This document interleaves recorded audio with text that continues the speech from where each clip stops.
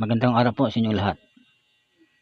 Sa bidyong ito ay ating tatalakayin ang tanong ng isa nating taga-subaybay. Ang kanyang tanong ay ganito: paano ko makukuha ang custody ng aking dalawang anak na babae? Ang kanilang ina ay nagsusugal, walang maayos na hanap buhay, at hindi po kami kasal. Yan po ang kanyang naging katanungan.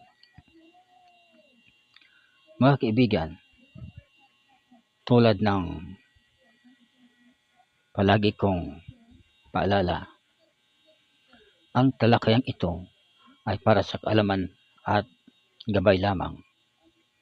Ito po ay para sa academic discussion purposes only at hindi po ito itinuturing na opisyal na legal advice or legal service. Now, ano ba ang sinasabi ng batas?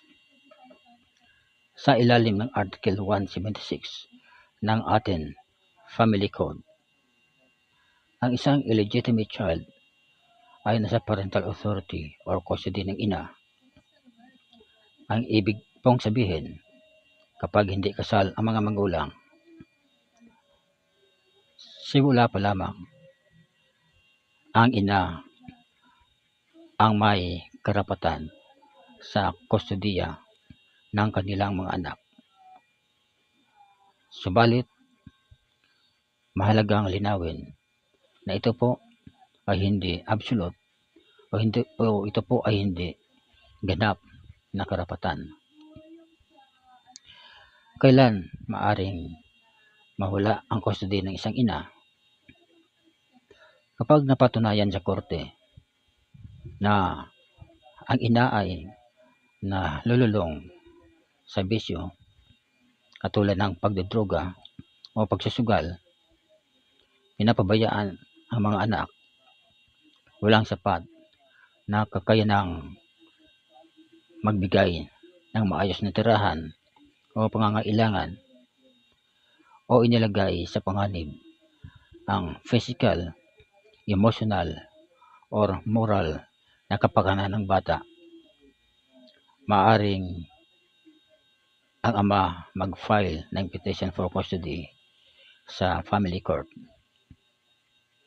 Ano ang tinitingnan ng korte?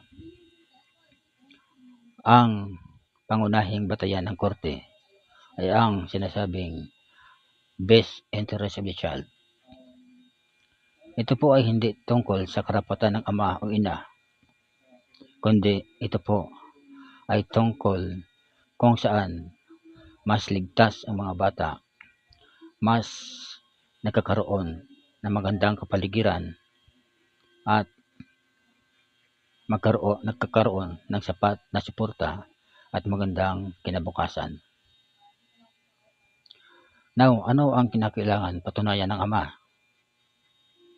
Kung ikaw ay isang ama na nais maghabol sa custody ng iyong anak, kinakailangan mong ipakita sa korte na ikaw ay may stable na hanap buhay, mayroong maayos na tirahan, kaya tugunan ang mga pangangailangan ng iyong anak, at mas nakakabuti para sa kanilang kapakanan kung sila ay manirahan sa iyo. Bottom line, wala kang automatic custody bilang ama ng isang illegitimate child. Subalit, mayroon kang karapatan na maghabol kung mapatunayan mo na yung ina ay unfit or mapanganib para sa kapakanan ng iyong mga anak. Sa huli, ang korte pa rin ang magdidesisyon at ang magiging batayan ay ang kapakanan ng mga bata. So, hanggang dito na lamang ang ating talakayan. Sa nagtanong, sana nakapagbigay ako sa iyo ng malinaw at mas malalim na pag-unawa sa iyong sitwasyon. At para naman sa lahat kong taga-subaybay, naway muli tayong nakatanggap ng dagdag na kaalaman tungkol sa ating batas.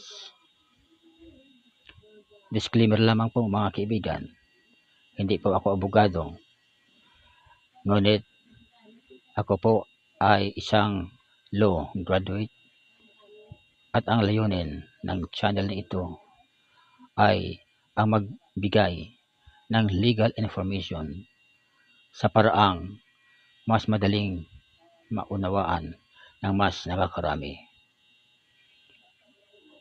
Kung sakaling nagustuhan nyo ang ganitong klaseng talakayan, huwag pong kalimutan na mag-subscribe sa aking YouTube channel, i-share at i-like ang video, and click the notification bell para sa iba pang legal discussion.